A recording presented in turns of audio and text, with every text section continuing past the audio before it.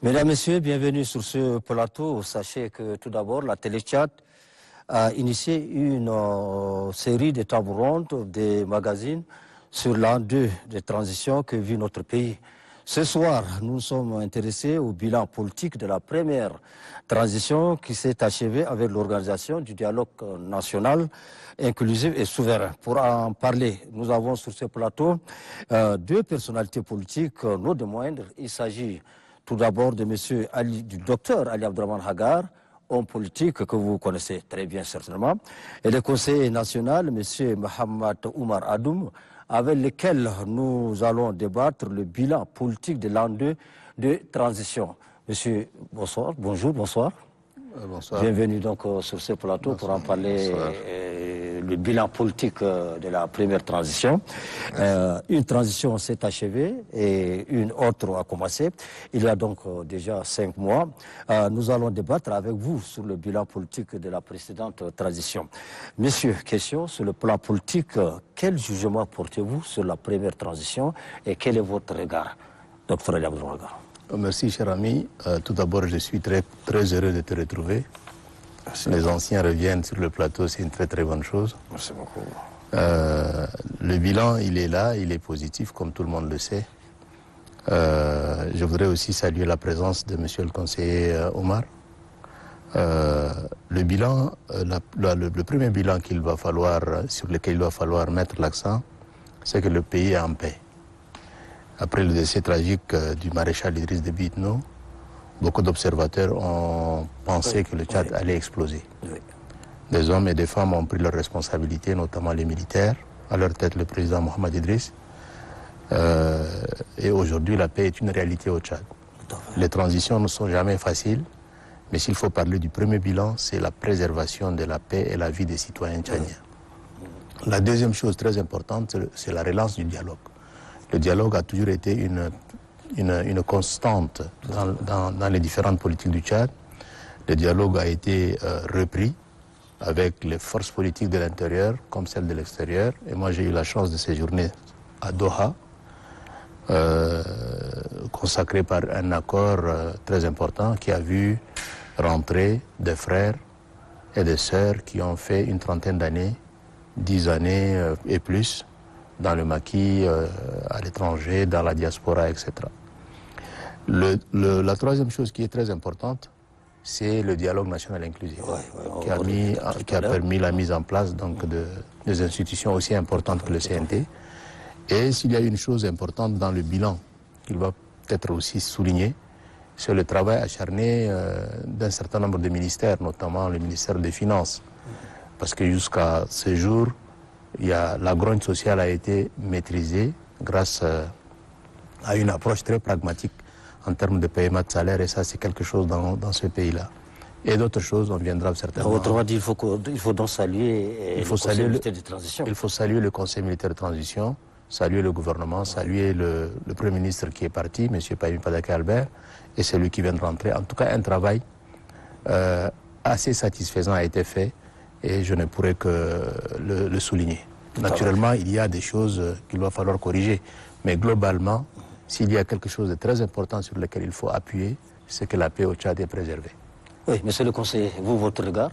Bon, la première transition. Je ne dirais pas mieux que le docteur, hein, et je profite en fait pour vous remercier de l'occasion que vous nous offrez en tant qu'homme politique. Je pense que si aujourd'hui on se retrouve autour de cette table pour discuter encore de l'avenir de notre pays, de ce qu'on a eu à connaître, c'est parce que quelque part il y a eu quand même une stabilité. Et donc, comme me dirait le docteur, après la mort du maréchal, personne ne s'attendait à ce qu'il y ait quand même un semblant de stabilité dans ce pays-là. Si tout le monde était en débandade, les militaires ont assumé leurs responsabilités. Et curieusement, ou bien par la chance de la nature, nous avons eu de braves hommes. D'abord, je salue le courage exceptionnel de l'ex-président de l'Assemblée, notamment le président Haroun Kabadi, qui a vu la situation plus claire que tout autre Tchadien et qui a eu ce courage de dire que je laisse les militaires gérer la situation, parce que cette situation-là, moi, je ne peux pas, en tant que civil, je ne peux pas la gérer. C'est une situation complètement exceptionnelle. Et là, il a eu ce courage de laisser, bien que la Constitution lui dévolue en fait le rôle d'être le président de la transition, mais il a eu ce courage de laisser les militaires gérer, et ces militaires ont su s'assumer pour en fait régner l'ordre constitutionnel, maintenir la sécurité et nous pondre une charte de transition qui en fait nous servira de balise pour les prochaines. Rien que ça, moi je dirais que la transition a été très positive, bien que la notion de positive, elle est relative. Elle est relative, ça dépend de la personne qui la voit. Mais moi, personnellement, je trouve que si aujourd'hui je suis en sécurité, en paix, et c'est grâce à ce dépassement de ces hommes-là qui ont réussi à maintenir l'ordre. De deux, nous avons conservé aussi nos acquis politiques. Et les partis politiques étaient... en fait, s'attendaient à ce qu'il y ait une sorte de dislocation du maillon politique, en quelque sorte. On arrête les activités des partis politiques, et avec la transition, tout ça, rien n'a été fait dans ce sens. Ils ont continué à travailler dans le cadre politique, ils ont continué à vaquer. Oui, durant cette transition, qu'est-ce qui vous a marqué particulièrement sur le plan politique, particulièrement, qu'est-ce qui vous a marqué? Sur le plan politique, c'est, je disais, la force des Tchadiens à s'unir, à s'entendre pour aller au-delà de ce qu'ils ont en commun. Si vous avez remarqué, avant qu'on ne connaisse cette situation, avant qu'il y ait eu cette transition, où la sphère politique était très bouillante. Oui. Et moi, ce qui m'a vraiment tiqué, c'est que tout le monde a laissé à côté. Ils se sont rassemblés. Voilà, ils se sont rassemblés autour, je ne sais pas, d'un objectif qui est de sortir ce pays de la phase dans laquelle elle est plongée. Parce que on était surpris par la mort du maréchal. C'était pratiquement une surprise qui nous a désorientés complètement en tant qu'homme politique.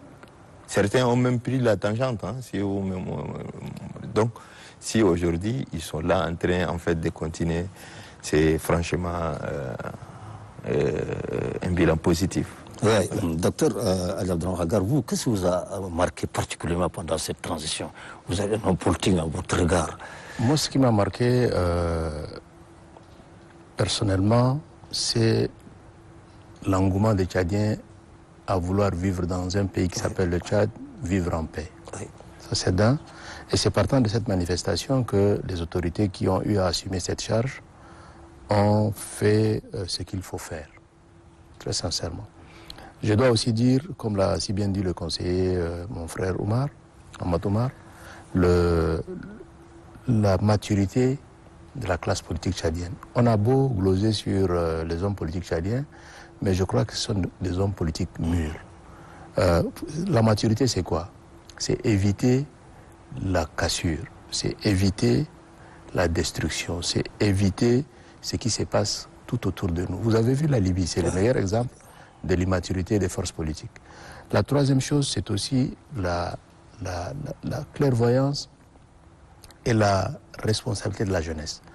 Aujourd'hui, 60% des Tchadiens sont jeunes et plus de 70% de la classe politique, des hommes politiques, des animateurs politiques, même au niveau du gouvernement, à commencer par le président de la République, sont jeunes. Ça, c'est des choses qu'il va falloir, sur le plan de l'analyse sociologique et sociopolitique, mettre en avant pour comprendre que le Tchad a non seulement une transition, mais une transition générationnelle assez intéressante avec laquelle il va falloir composer dans la compréhension des phénomènes. Et la quatrième chose, c'est l'engagement des femmes. Les femmes ont interpellé sans relâche. Il y a quand même des associations assez intéressantes comme celles qui font ce qu'on appelle la médiation, pilotée par l'ancienne ministre, Mme Ashtasi Yibrin. Les femmes sont dedans, les Loum, les Mariam Mamanour, les jeunes, les moins jeunes, se sont engagés pour dire aux hommes, ça suffit, vous avez l'habitude chaque fois que ça ne va pas, de détruire ces pays n'appartiennent pas qu'aux hommes. Elles ont joué un rôle capital. Elles ont joué un rôle capital et je voudrais ici remercier les partenaires qui nous ont soutenus, le système des Nations Unies, tous les partenaires de l'Union européenne. C'est parce que le Tchad est viable que nous avons aujourd'hui toutes ces choses-là. La preuve, c'est qu'on ne s'est jamais arrêté de fonctionner. Les ambassadeurs sont accrédités, les ministres voyagent. Et ça, je crois qu'il va falloir préserver parce qu'on ne peut pas obtenir plus tant qu'on n'a pas le moins. Et le moins qu'on a aujourd'hui, c'est cette stabilité dont a fait cas monsieur le conseiller. Voilà. Moi, je suis content d'être au Tchad parce que vous êtes sans ignorer qu'en 80, c'était comme ça, on est parti à Kousséri, vous devez vous rappeler, cher ami. Aujourd'hui, nous sommes chez nous, nous travaillons chez nous. Le retour de la diaspora est quelque chose de fort. Moi, j'ai beaucoup aimé, je vais être très subjectif, hein, le retour de l'ancien recteur de l'université qui m'a intégré à la fonction publique m'a fait énormément plaisir, qui est aujourd'hui le ministre d'État de mon ministère. Alors, le gouvernement de transition du Pahimi Pataga Albert, qui était le premier gouvernement, vous allez me dire qu'il a réussi sa mission. D'abord, il faut relativiser les choses. Un premier ministre, il a un paquet d'activités. Il vient, il joue sa partition et il s'en va. Si j'ai dit il a réussi ses activités, c'est en fait trop dire. Parce que la transition, c'est un ensemble. Ouais. Il a fait ce qu'il peut faire et la façon le mieux possible. Et il est parti. Et donc, tout ce qu'il a eu à faire jusqu'à organiser les dialogues, je pense que c'est positif. Il faut de l'audace et un peu de courage politique pour parvenir. Il y a eu aussi une négociation la négociation de Doha, justement, l'aboutissement à ces dialogues politiques suppose des préalables, parmi lesquels la négociation de Doha qui était vraiment âpre, qui était très difficile. Et les Tchadiens et Tchadiennes ont réussi à amener nos frères de l'extérieur à l'intérieur. C'est vraiment une prouesse politique qu'il faut mettre à l'actif du Premier ministre Pahimi Pataga Albert. Il a franchement joué son rôle. Moi, j'ai vu Pahimi à l'œuvre. Le président de la République lui a fait entièrement confiance. Et ça a donné ce que ça a donné. Ça a donné le comité d'organisation du dialogue national, la mise en place de structures pour aller discuter avec les frères à Doha, le retour avec plus de 50%, plus de 50 personnes, soit à 80%, 90% de ceux qui étaient à Doha, et le dialogue a continué. Sur le front social, vous êtes sans ignorer qu'il n'y a pas eu de grève. Le ministère de l'Enseignement supérieur a travaillé, le ministère de l'Éducation a travaillé, la Santé a travaillé. On a eu quand même quelque chose de très très fort. Et puis le dialogue national. Le dialogue national, je salue aussi la maturité politique de M. Pahimi Pataga qui met toujours le Tchad en avant. Et pour cette confiance, moi, n'eût été un Premier ministre, il faut reconnaître aussi qu'il est un homme d'expérience. Oui, oui. Donc il a beaucoup suivi les instructions, les orientations du chef de l'État. Ça a donné un pays calme. Il y a eu... la perfection n'existe pas sur cette terre, mais il a fait ce qu'il a pu faire. Et moi, très honnêtement, j'ai toujours été positif quand je fais mes analyses. Et je pense qu'on doit préserver ses acquis et avancer. Oui. Voilà. Vous avez ajouté sur ce point?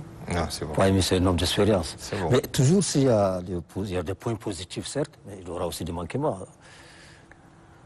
Les manquements Est-ce que vous avez constaté manquements dans la conduite de transition par le Premier ministre Pahimi Pataga Albert?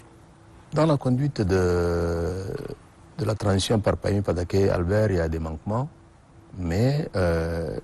c'est minime. C'est minime, parce que les manquements n'ont pas empêché tout à fait la machine d'aller jusqu'au bout. Et donc, on doit juger les choses par le résultat atteint. Et le résultat, qu'est-ce que la transition visait? La première transition. Calme, paix, stabilité, dialogue national, dialogue de Doha, mise en place du Parlement et redémarrage du processus constitutionnel. Nous sommes dedans. Oui, oui. Alors, le gouvernement de Pahimi Pataga Albert nous a conduit jusqu'aux négociations de Doha. Donc, vous avez assisté certainement, Dr. Abdelrahman Gar. Comment vous appréciez ces négociations pendant que vous étiez à Doha? Doha a été une très belle expérience pour moi. Oui. D'abord, ça m'a permis de revoir des gens qui sont partis, qui m'étaient chers depuis très longtemps. De voir aussi la capacité des Tchadiens. Parce que c'est ça qui est étonnant. Je vais être un peu subjectif. Oui. Nous, les Tchadiens, on arrive toujours à étonner les gens qui nous regardent avec en pensant que nous sommes des guerriers, on aime seulement casser, on aime mourir. Non, non, non. C'est quand on est ensemble que nous sommes capables de surprendre beaucoup de gens. Les Qataris sont souvent surpris. Ils étaient même très surpris, et moi, ils me l'ont dit. Ouais. Ils l'ont dit à d'autres. Nous, on a une idée parce qu'ils ont eu d'autres gens qui étaient là-bas avec eux. Hein. Même dans les hôtels, il y a eu des bagarres. Oui. Mais nous, on a fait 5 mois. Il n'y a pas eu une seule dispute. Et ce qui étonne encore les Qataris, c'est que tous les Tchadiens se connaissent. Les politico-militaires sont les parents des légalistes. Oui, bien sûr. Les légalistes sont les parents des politico-militaires. Et au-delà de nos rencontres officielles, on se rend visite dans les chambres, on échange, on parle, on mange ensemble. Et ça a dû surprendre beaucoup de gens. La deuxième chose à Doha, c'est la volonté politique affichée par le chef de l'État. Il nous a dit il n'est pas question de rentrer tant que les accords... Il n'y a pas un sujet tabou. Il n'y a pas de sujet tabou. Discuter jusqu'au bout. Discuter jusqu'au bout. Et on a eu un chef de mission qui a bien assumé sa fonction. Lui, d'autres personnalités très importantes, dont le vice-président, M. Saleh Kebzabo, et d'autres hauts cadres, des juristes, des militaires, etc. Le premier mois, on était un peu pressé de rentrer au Tchad, comme toujours. Tout à fait. Et puis le deuxième mois est arrivé, le troisième, le quatrième, cinquième. Et on a fini par boucler un accord qui a permis la mise en place des gens qui sont rentrés au pays. Aujourd'hui, 45 personnes sont membres du Conseil national de transition. N'est-ce pas 5 sont membres du gouvernement, parmi les plus grands. Oui. N'est-ce pas? Et ça, c'est positif. Et il faut dire aussi que Doha a ouvert un processus qui n'est pas encore fini. Il y a 2 semaines, il y a une délégation du gouvernement à la personne de la conseillère du chef de l'État qui est partie à Rome. Une autre délégation conduite par le ministre Abderrahmane Koulamalla s'est trouvée il y a 2 jours à Paris pour continuer le processus. Un ministère très important a été mis en place, celui de la réconciliation et de la cohésion sociale. Oui. Donc, très sincèrement, ce qu'il faut maintenant, c'est de savoir communiquer sur les acquis. Tout à fait, la politique marche. Et vous, quel est votre sentiment sur les négociations? Comment vous avez vu? Comment vous appréciez? Non, les négociations de Doha... L'initiative, bien sûr, nous sommes en politique. D'une manière générale, était à saluer, bien que c'est âpre. Ça a duré, je pense, 3 mois, Oui, 4, 3 mois. 5 mois. Ça a duré, vous voyez. 5 mois. C'est la Russie qui est... Regardez l'ampleur. On est parti pour peut-être 2 mois, 2 semaines, voilà. Et ça dirait 5 mois. Ça veut dire que la chose n'a pas été un peu facile. Et si les Tchadiens sont parvenus à s'entendre jusqu'à rentrer et participer au grand dialogue national, franchement, c'est une note de satisfaction. Alors, comme nous sommes en bilan, globalement, quel bilan vous tirez de cette négociation? Dr. Léodraga, quel bilan? Moi, d'abord, j'ai été très heureux de rencontrer le président Nouri. C'est un tonton, un grand frère que je connaissais, avec qui j'avais de bonnes relations et que j'ai toujours regretté pourquoi il est parti. J'ai aussi rencontré d'autres amis et des gens que j'aime bien. L'actuel ministre de l'aménagement du territoire, Mohamed Assile Kalata, qui est un brillant intellectuel, n'est-ce pas, et d'autres. Le grand frère Timan Erdimi. Écoutez, ça m'a aussi donné l'occasion de voir des visus Hilaire Takilal, d'Olassem. Oui. N'est-ce pas? Il est là et c'est intéressant. Il est aujourd'hui là. Oui. D'autres jeunes comme Mamadou Djorkodé et tant d'autres. Le professeur Aguid qui était celui qui nous a encadrés quand on était jeunes. Hein? Des anciens rebelles très célèbres comme M. Ramadan qui a perdu la vue, etc. Et bien sûr aussi des personnes très mythiques comme le professeur Ngagoutou, qui est venu dans le cadre de la médiation, qui s'est porté volontaire pour faire de l'intermédiation. Donc Doha, c'était une expérience assez intéressante et je voudrais vraiment profiter de cette occasion pour remercier l'État du Qatar, qui n'a pas du tout ménagé ni le temps ni les moyens pour que cela réussisse. Parce que héberger plus de 500 personnes pendant 5 mois, dans un 5 étoiles, c'est des frais énormes. Mais ils n'ont pas compté ils ont tenu à ce qu'on réussisse. Je voudrais ici saluer aussi tous nos partenaires, les Américains, les Français, les Chinois qui étaient toujours là, n'est-ce pas? Les pays arabes, l'Union africaine et tout. Et concrètement, qu'est-ce qui ressort de ces... Il ressort que nous avons démontré, et le président de la République a démontré la ferme volonté qu'on ne peut pas faire un pays sérieux sans paix. Le pays appartient à tous les Tchadiens. Et le président nous a dit, les opposants du clavier comme ceux du fusil doivent être là. S'il vous plaît, prenez beaucoup de patience. J'étais son conseiller à la réconciliation. Oui, bien sûr, bien sûr. Donc, vous êtes un homme averti. Je suis un homme averti. Je sais que le président veut la paix. Et comme il veut la paix, il n'est pas question de se précipiter. L'État tchadien a mis aussi beaucoup de moyens pour que cela réussisse. Tout à fait. N'est-ce pas? Et donc c'est à saluer. Et je lance ici, en tant qu'émissaire spécial du président de la République auprès de la population, pour que les frères qui n'ont pas encore adhéré à la logique de la paix le fassent. Parce que ça ne sert à rien de continuer à vouloir faire nous viendrons sur ces gens. Le Rambo dans un siècle où les gens veulent. Nous viendrons sur ces gens-là. Vous ajoutez quelque chose sur le bilan de ces négociations? Le bilan de ces négociations est à plus d'un titre positif, je disais tantôt. Oui. Mais s'il y a une chose que j'aimerais ajouter, c'est de continuer à poursuivre la politique de la Métandi. Parce que jusqu'à là, bien que beaucoup des opposants soient rentrés, il reste encore des opposants qui ont les fusils entre les mains, des opposants qui sont quelque part dans les diasporas.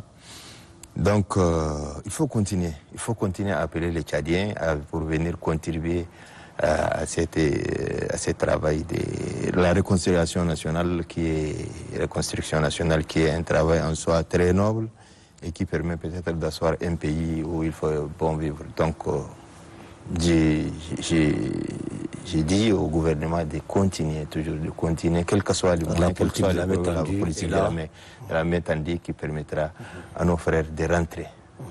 Déjà, justement, nous, on ressent le fait que beaucoup des opposants, et pas de moindres des opposants de gros calibre qui soient rentrés, ils sont là en train de participer avec nous dans l'œuvre de réconciliation nationale. Et au niveau des CNT, nous sommes en train de voir au quotidien ce qu'ils sont capables de faire en termes de contribution dans les débats publics, quoi. Oui, il y a un certain nombre de politico-militaires qui n'ont pas signé l'accord de Doha. Qu'est-ce qui n'a pas marché? Qu'est-ce qui ne va pas? Qu'est-ce qui les a empêchés? Il y a 2 ou 3 qui n'ont pas signé. Oui. Et c'est le lieu ici. Moi, ce qui les a empêchés, vous savez, les enchères en politique sont souvent, elles fluctuent. Mais ici, je voudrais profiter de votre micro vraiment pour lancer un appel à toutes ces personnes qui nous sont chères, à commencer par le frère Abakar Toli, par mon grand frère Dr Bichara Idriss Agar, par Adoum Yahoub et par toutes ces personnes qui ont refusé de signer, de faire cet effort. Et parce que nous ne pouvons réparer notre pays que lorsqu'on est de l'intérieur, et on ne peut le faire de l'intérieur que lorsqu'on s'accorde à s'écouter, à s'entendre, à faire en sorte qu'on a suffisamment détruit ce pays.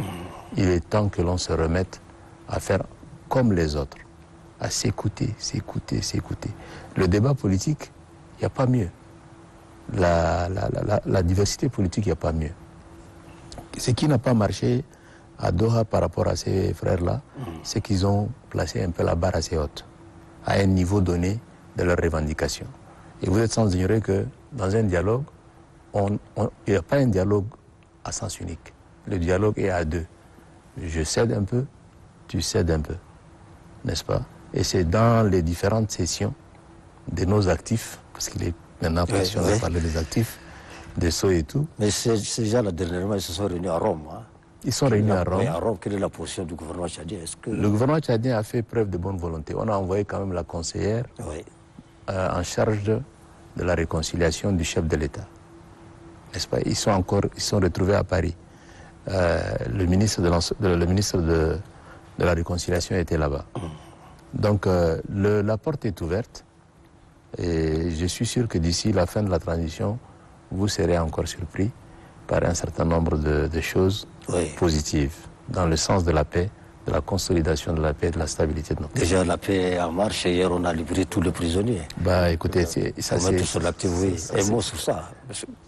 Moi, je suis très heureux parce que, d'abord, je suis militant des droits de l'homme. Oui. Depuis toujours. Hein. Et du Tchad non-violence. Et des Tchad non-violence. Et lorsque vous libérez des prisonniers, oui, vous rendez heureux des mères et des pères, des frères et des sœurs, des voisins. Vous savez, Dieu est pardon. Et il est normal qu'un peuple de croyants comme nous fassions du pardon une logique dans le traitement des dossiers de ceux qui ont manqué un certain nombre de leur engagement vis-à-vis de nous.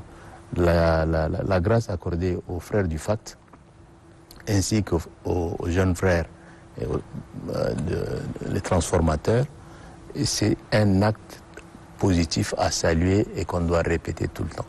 On doit répéter tout le temps parce qu'il s'agit d'un pays, il s'agit d'un État, mais il s'agit surtout, nous sommes des humains. oui.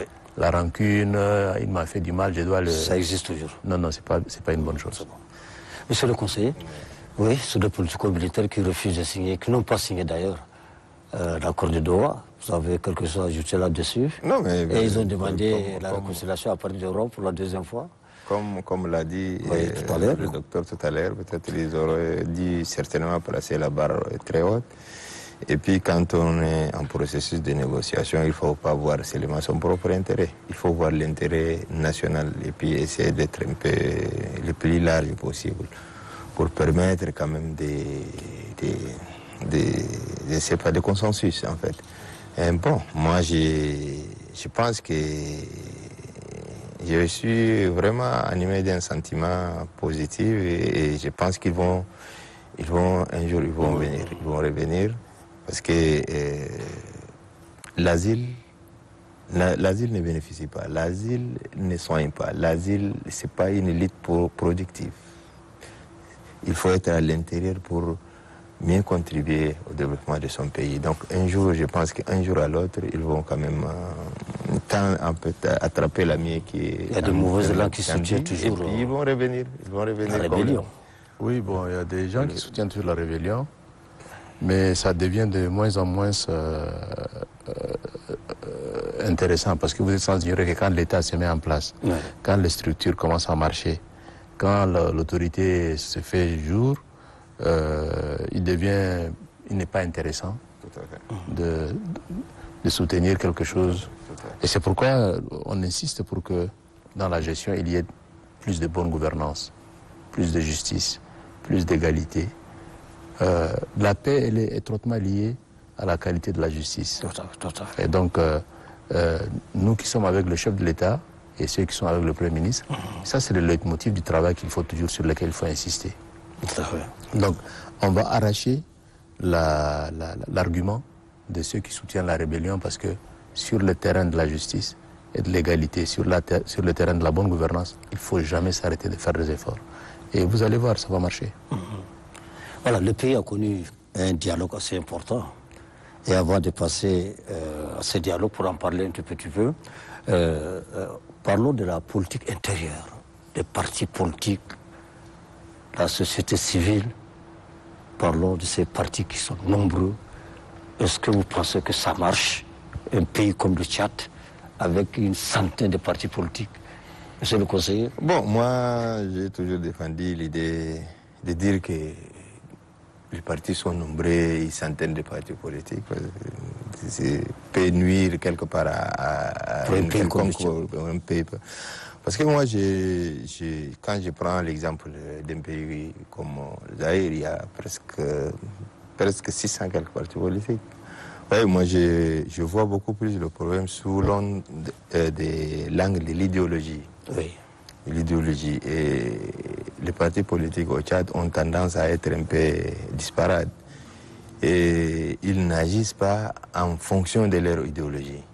S'il y a une dynamique dans ce sens, c'est-à-dire 2, 3, 4, 5 partis se mettent ensemble en fonction de leur idéologie pour asseoir une politique et contribuer, ça serait beaucoup plus productif que chaque parti évolue de son côté. Et je pense que depuis, au sortir du dialogue, les gens ont compris. La tendance maintenant est vers un regroupement des partis politiques en fonction de leur idéologie et ils définissent des cahiers, des orientations politiques très claires et derrière lesquelles ils évoluent. Donc, la politique, par nature, elle est évolutive et elle est une course de fond sans fin. Et je pense que les choses vont s'améliorer progressivement. L'expérience politique aussi, c'est une autre chose, hein, une autre manche de problèmes. Oui. Nous, on a commencé notre démocratie récemment, hein, en 1991. L'apprentissage de la démocratie, c'est un apprentissage perpétuel. Et donc, il ne faut pas dire que c'est parce qu'il y a trop de partis politiques que ça ne parle. Au contraire, quand il y a trop de partis politiques, il y en aura aussi beaucoup d'idées. Et l'essentiel, c'est de voir qu'est-ce qu'on veut, arriver à cerner ce qu'on veut, l'idéologie du parti, qu'est-ce qu'on veut réellement pour le Tchad, et se mettre ensemble pour peut-être booster un peu les choses que d'évoluer en disparate, chacun dans son petit coin, en train de chercher son intérêt politique. Et je pense que les gens sont en train d'évoluer. Récemment, on a vu 20, 30 partis se réunir pour désigner un coordonnateur qui pilote tout et qui est en lien direct avec les autres partis. Donc, vous voyez, donc, je pense que ça va... La seule chose qu'il va falloir dire, et qui est regrettable, c'est la tribalisation de la politique. Ouais. Ça, il faut réussir à... Il faut trouver un mécanisme. Un mécanisme qui éviterait à la politique d'être l'otage de l'ethnicisme et de la tribalisation des espaces et de l'environnement humain. Ça, c'est ça qui est... Et le danger partout en Afrique, c'est pas simplement propre au Tchad. Un seul pays a réussi à réglementer ça, c'est le Bénin. Oui. N'est-ce pas? Mais même au Tchad, je crois qu'on va arriver à cette... Il y a un jeu qui va finir par réglementer. Il y a un match qui va réglementer les jeux. Ce sont les élections législatives et locales. Quand on n'est pas représenté là-dedans. Quand on n'est pas représenté, etc., ça va être un peu compliqué. Mais je crois que le foisonnement des idées est une bonne chose pour la santé d'une démocratie normale.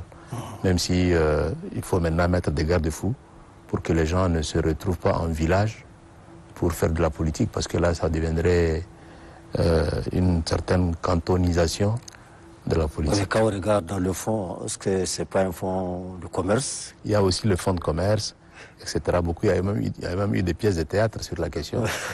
Donc, mais même au Tchad, il y a des grands partis. Il y a des partis moyens et il y a des petits partis, comme dans toutes choses d'ailleurs. Tout à fait. Les grands partis d'hier peuvent être les partis moyens d'aujourd'hui, etc., etc. Et ça, ainsi de suite, oui. Ainsi de suite. Alors, parlons de société civile. Comment vous appréciez la contribution politiquement des sociétés civiles dans la transition? La société civile... Il y a des sociétés civiles qui sont devenues carrément partis politiques. Hein. Il y a des ça, on voit bien. Oui, ça c'est depuis 1990. Et quand on leur dit, ils n'aiment pas ça. D'ailleurs, M. Saleh Kebzabou n'a jamais cessé de dire aux gars, à nous autres, parce que nous, on était société civile, même à la conférence, il dit, dites-nous quelle est votre position. Parce qu'on ne sait pas si vous êtes parti politique ou si vous êtes société civile. Mais ça, c'est un apprentissage assez complexe et puis c'est pas évident de le faire. Mais la société civile a joué un très grand rôle au Tchad et elle continue d'en jouer. Je prends l'exemple des religieux.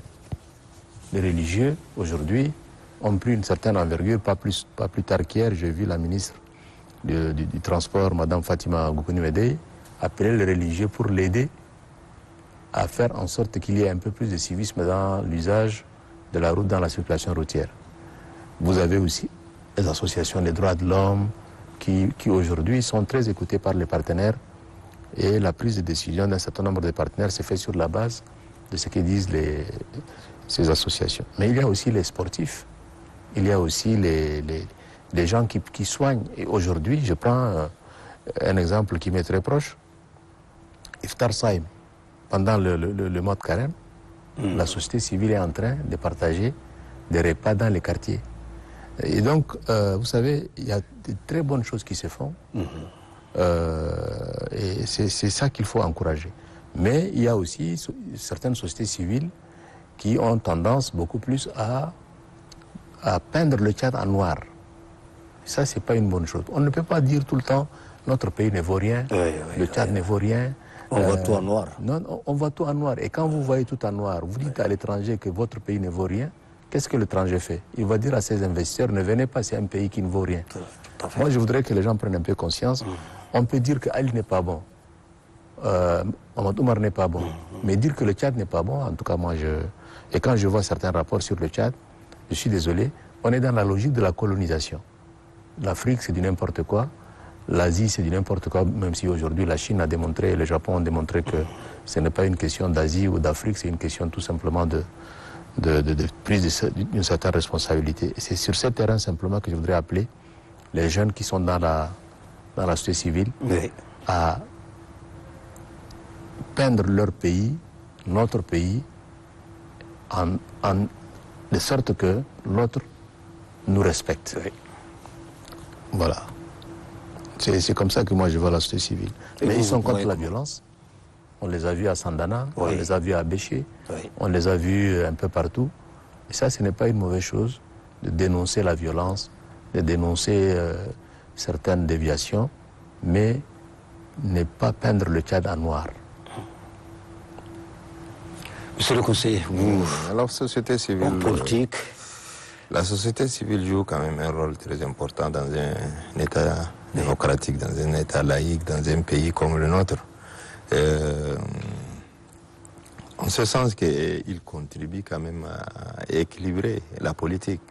Quand la politique dit quelque chose, la société dit autre chose et ça permet à la population de mesurer un peu la distance. C'est un impact déjà positif sur la société. Maintenant, le problème, c'est qu'ils ont tendance en disant quelque chose, en communiquant, ils ont tendance à politiser et à être très subjectifs par rapport à l'information en fonction de la zone d'intérêt. Donc c'est là où un peu le bas blesse. Le rôle de la société civile, c'est de participer à l'équilibre même des débats dans une société. Vous voyez un peu ce que je veux dire. Mais quand la société civile prend parti, ce n'est plus une société civile, c'est beaucoup plus de la politique qu'ils font.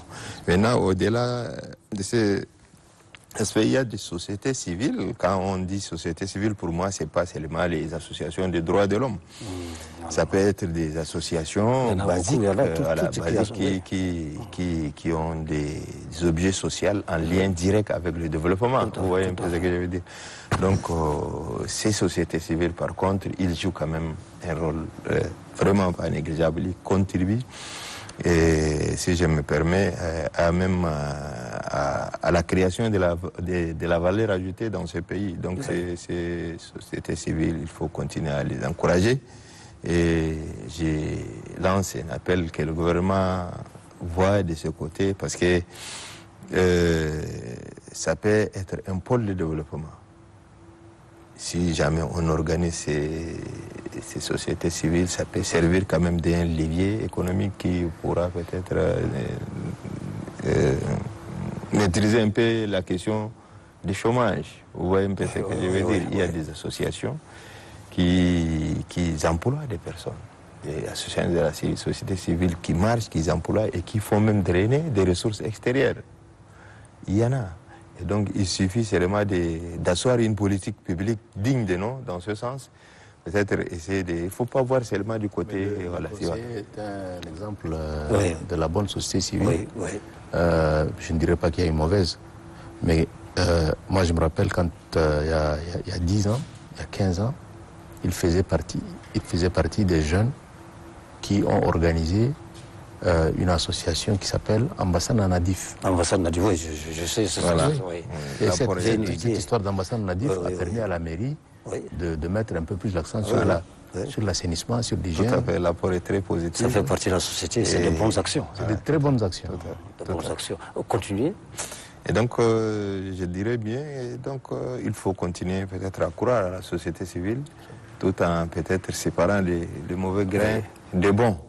Et puis, comme l'a dit le grand frère Ali, il faut que les gens cessent de faire des politiques et des replis, des politiques qui ont en fait des activités qui ont un élan beaucoup plus communautaire. Quand il s'agit Quand il s'agit d'une zone qui leur appartient, ils ont tendance à beaucoup plus défendre.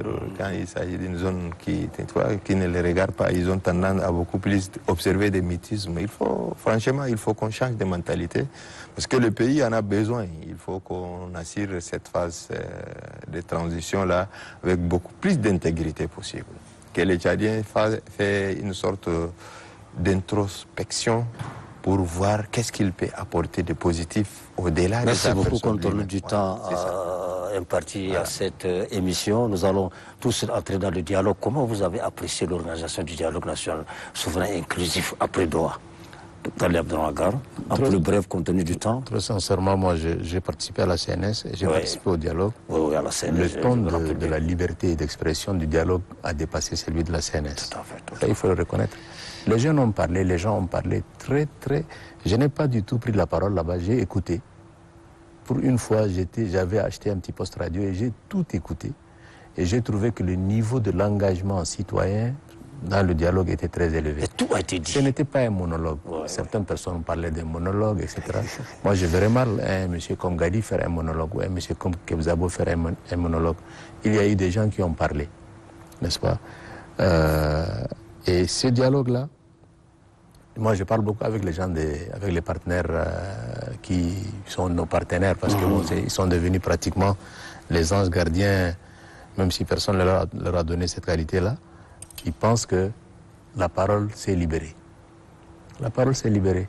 Et si vous lisez simplement les documents du dialogue, vous allez vous rendre compte que les Tchadiens n'ont pas laissé un seul problème. Maintenant, le problème, ce n'est pas le dialogue. Le dialogue, c'est terminé. Il faudrait que les instances mises après le dialogue réussissent à faire en sorte que 30 ans après, on ne revienne pas encore à un dialogue, on va faire un diagnostic. Pour l'autre dialogue. C'est tout. Moi, et puis je voudrais terminer sur ça. Mon frère et cher ami, je suis content de te revoir. Que Dieu fasse en sorte que nous vivions chez nous au Tchad. Que ce pays-là n'éclate plus.